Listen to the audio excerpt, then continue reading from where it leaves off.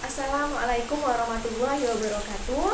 Perkenalkan, saya Putri Dea Ramadhani dari kelas 1A Kebidanan dengan NIM PO 722422222117. Nah, pada hari ini saya akan memberikan penyuluhan mengenai anti korupsi pada anak SD.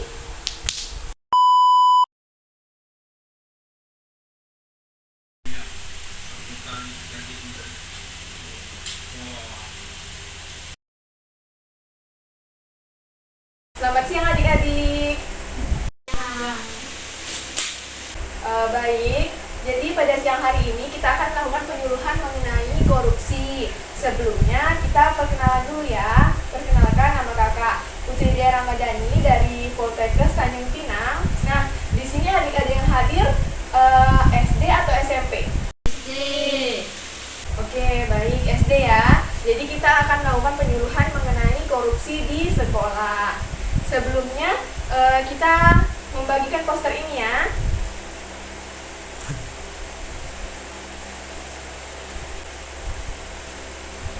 Nah, sebelum lihat posternya, kita lihat dulu video tentang anti korupsi di sekolah ya.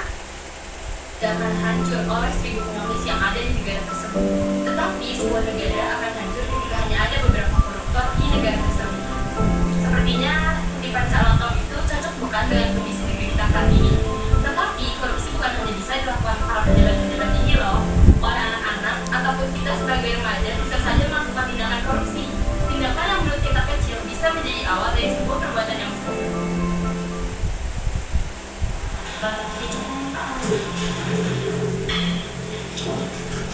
Sumpah ya, udah 2 hari pulpen gue pindah di rumah.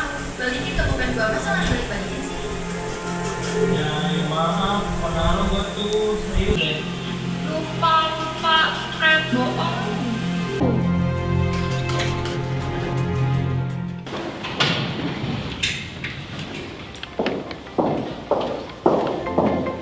Assalamualaikum warahmatullahi wabarakatuh. Waalaikumsalam. Oke, siap kelas? Siap. Hari ini materinya disampaikannya melalui papan tulis lagi ya. Jadi kita nulis materi baru. Oke, thank you. Menurut Black's Law Dictionary yang dikarang oleh Henry Campbell Black, korupsi adalah suatu perbuatan untuk mendapatkan keuntungan secara tidak resmi dari pihak lain secara salah dalam menggunakan jabatannya untuk mendapatkan keuntungan pribadi atau dengan orang lain. Ada pulpen nggak? Nggak ada. Ada pulpen dong? Nggak ada. Cik, ada pulpen dong? Nggak ada. Hilang lagi. Sif, gue minjem pulpen dong? Gak ada, minjem-minjem dulu nih kerjaan lu. Lihat nih, tempat pensel gue sampai kosong, tau gak? Boleh sih lo minjem pulpen ke gue, tapi lo mau gak bayar 3.000 ke gue? Buset lu gitu banget lu ke teman. Korupsi lu. Loh kok korupsi? Lu tuh yang korupsi, minjem pulpen gak dibalik-balikin. Ya maaf. Tanpa kalian sadari, dari contoh hal kecil tersebut dapat menumbuhkan karakter korupsi dalam diri seseorang. Contohnya seperti tidak jujur, tidak disiplin, dan tidak bertanggung jawab. Mulai hari ini jangan minjemin pulpen ke Raffi ya, dia sering banget tuh korupsi pulpen. Ya tuh benar tuh. Iya, sorry ya teman-teman. Gue nggak bakal ngulangin lagi deh. Nilai yang dapat kita ambil dari adegan tersebut apabila kita memiliki sifat yang tidak jujur, tidak disiplin, dan tidak bertanggung jawab, bagaimana orang lain bisa percaya kepada kita. Padahal kita sebagai generasi Indonesia harus menanamkan nilai-nilai tersebut agar terhindar dari korupsi. Baik, dari video tadi, apa sih contoh korupsi yang adik-adik tahu? Adik tahu dari video tadi? Contohnya pinjam pena kawan tidak dikembalikan. Oke, contohnya itu tadi minjam pena teman tidak dikembaliin. Tadi siapa yang jawab dapat hadiah ya? Ini hadiahnya. Yang tahu lagi nggak contoh korupsi di sekolah apalagi selain minjam pena kawan nggak dikembaliin? Contek, betul. Contohnya mencontek ya, dapat hadiah lagi. Oke, jadi sekarang kita masuk ke materi di leafletnya ya. Bisa dilihat leafletnya. Jadi, pendidikan budaya anti korupsi. Nah, selanjutnya, apa itu korupsi? Nah, korupsi adalah tindakan seseorang yang menyalahgunakan kepercayaan dalam suatu masalah atau organisasi untuk mendapatkan keuntungan. Nah, tindakan korupsi ini terjadi karena beberapa faktor yang terjadi di dalam kalangan masyarakat. Bisa itu di gubernur, presiden, anak-anak, SD, SMP, ataupun yang lainnya. Kemudian ciri-ciri korupsi apa? Yang pertama itu senantiasa melibatkan lebih dari satu orang. Jadi misalnya 2 orang gitu, korupsi antara 2 orang kan. Kemudian umumnya dilakukan secara rahasia, terus melibatkan elemen kewajiban dan keuntungan timbal balik yang tidak senantiasa berupa uang, jadi bisa berupa hadiah gitu. Kemudian korupsi mengandung penipuan pada badan publik atau masyarakat umum. Kemudian yang terakhir adalah melanggar norma-norma dan bertanggung jawab dalam tatanan masyarakat.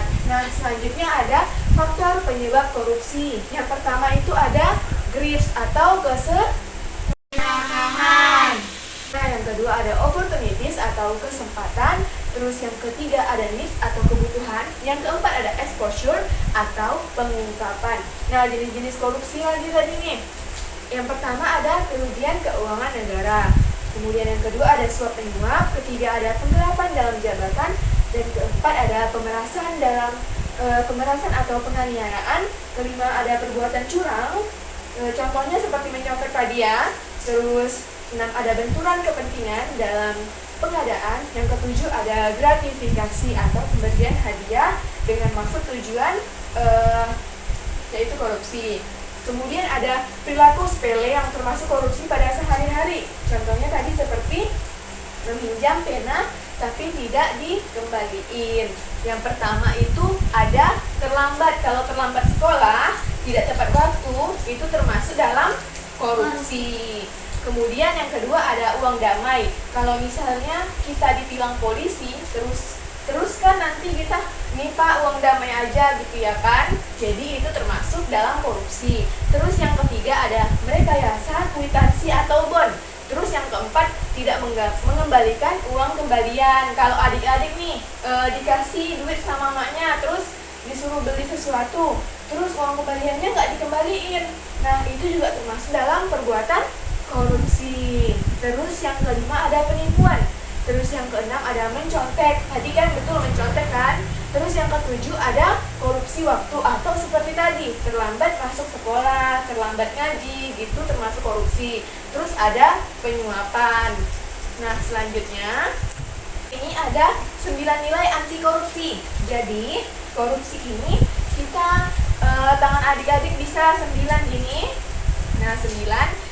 Terus yang pertama ada 9 nilai anti korupsi. Jadi kita kalau menerapkan ini kita sama juga dengan anti korupsi. Yang pertama ada jujur, adil, mandiri, tanggung jawab, berani, sederhana, kerja keras, adil, disiplin, dan peduli. Jadi kalau kita sudah menerapkan ke-9 nilai anti korupsi ini, insya Allah kita bakal terhindar dari perbuatan korupsi pada diri sendiri. Terus kemudian sanksi kalau kita berbuat korupsi.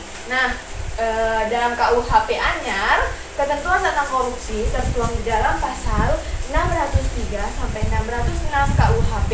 Pada pasal 603, misalnya pelaku tindak pidana korupsi dipidana dengan pidana penjara seumur hidup atau pidana penjara paling singkat 2 tahun atau paling lama 20 tahun. Nah, untuk adik-adik yang misalnya mencontek, itu sanksinya kita dapat berdosa ya, kan Allah tahu, jadi kita dapat berdosa. Terus kalau misalnya sanksi ini penjara seumur hidup, adik-adik mau dipenjara?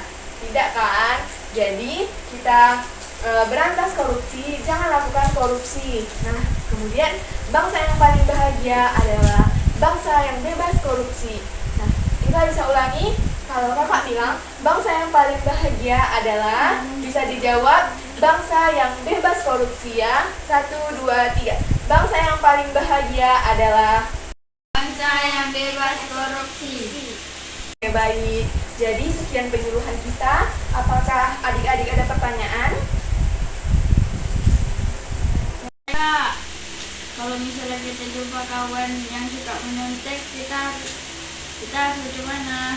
Oke, jadi kalau misalnya kita, tadi pertanyaannya itu, kalau kita melihat teman-teman ada yang korupsi, kita harus bagaimana sih gitu ya. Jadi jawabannya, kalau kita melihat kawan kita ada yang korupsi, kita kan udah tahu ya melalui penyuluhan ini, korupsi itu nggak boleh, nanti bisa dipenjara, bisa juga berdosa karena dilihat oleh Allah gitu. Jadi kita coba nasihatin kawannya, jangan kayak gitu, jangan mencontek misalnya, itu perbuatan korupsi, nanti dapat dosa loh, bisa masuk penjara juga. Adik-adik bisa gitu ya.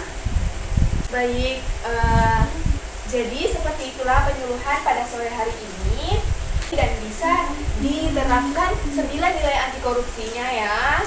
Ingat 9 nilai anti korupsi, dan diterapkan di sekolah, di masyarakat, di rumah ya. Seperti itu.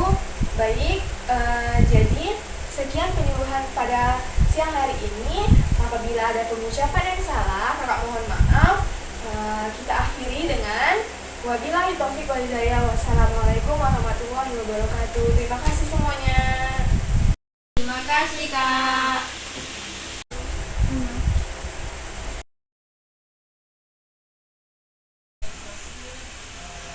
Tak boleh. Itu kan namanya menyontek kan perbuatan korupsi. Ya, saya minta maaf. Sekian penyuluhan saya pada kali ini. Bangsa yang sehat adalah bangsa yang bebas korupsi.